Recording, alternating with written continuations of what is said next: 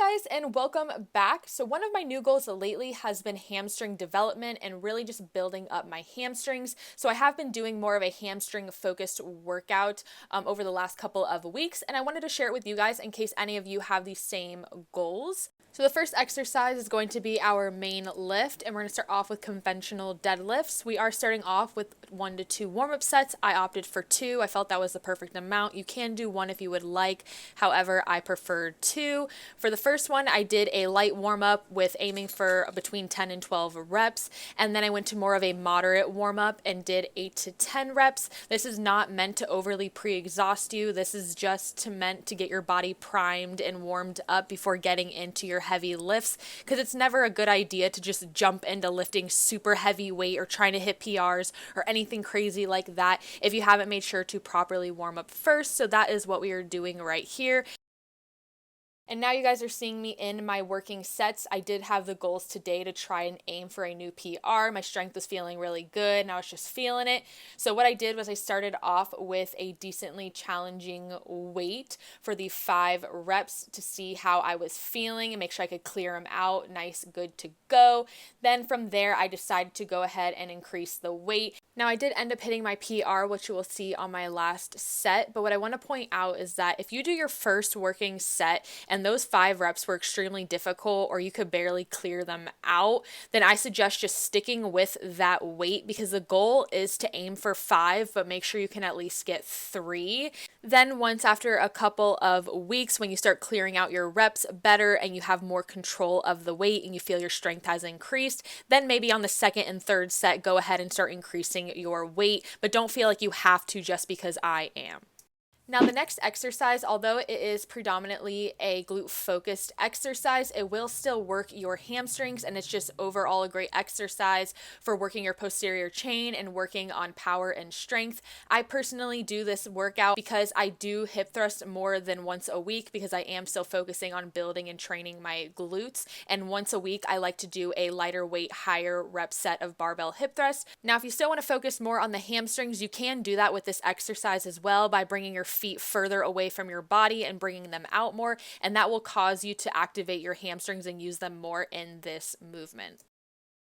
Next exercise is definitely going to be a hamstring focused movement that is really going to get those hamstrings fired up, and these are seated leg curls. So you want to go ahead and pick a challenging weight for 12 reps for 4 sets.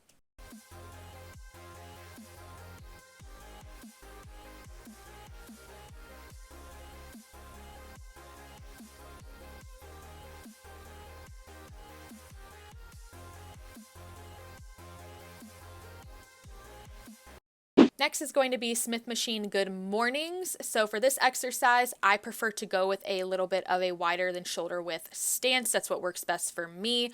All the weight should bear in your heels, and this is all about the hip hinge. You're not squatting, deadlifting, bending down, none of that. You're literally just allowing your hips to fall back as far as they can without having to round or arch your back. And then once you hit that point where your hips can't fall back anymore, then you're going to go ahead and come back up. This movement is really all about the eccentric, the lowering phase of the movement, and just allowing your hamstrings to get that full lengthen. You'll really feel it not only in your hamstrings, but your glutes as well. Once you reach that full hip hinge for you, then you will go ahead and also use your hamstrings to lift you back up. Everybody's hip hinge and hamstring flexibility is going to vary and be different, so that means how far back you go will also vary as well. But the main key tip is to take this movement as slow and controlled as possible and really allow your hamstrings to do all the work.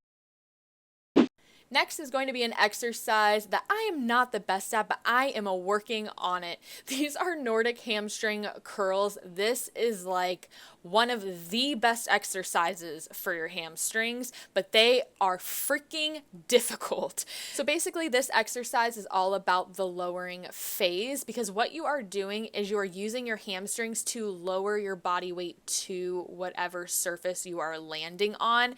Some people are freaking beast at it and can literally lower themselves all the way to the ground and come up and not even have to touch any surface at all. whereas I can go about maybe halfway if I'm being really honest with myself. Okay, I'd say a little bit more than halfway from looking at that rep, but around that area, and then I end up just falling. But even when you pass that point to where you can't use your hamstrings anymore, you don't want to just allow yourself to just smack down on whatever surface you're landing on. You still want to do your best at just slowly lowering and controlling yourself down as best as you possibly can, then pushing up and going again. If you are doing these correctly, 5 reps is really all you need, especially if you are not like the best at this exercise, because it will quickly really just burn out your hamstrings. So 3 sets, 5 reps, slow and controlled, and you're good to go.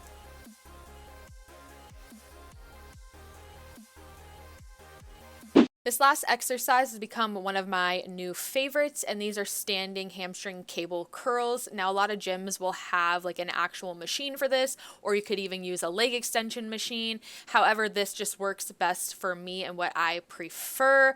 So I just go ahead and use a ankle strap and then just attach it to my ankle, and then I'm good to go.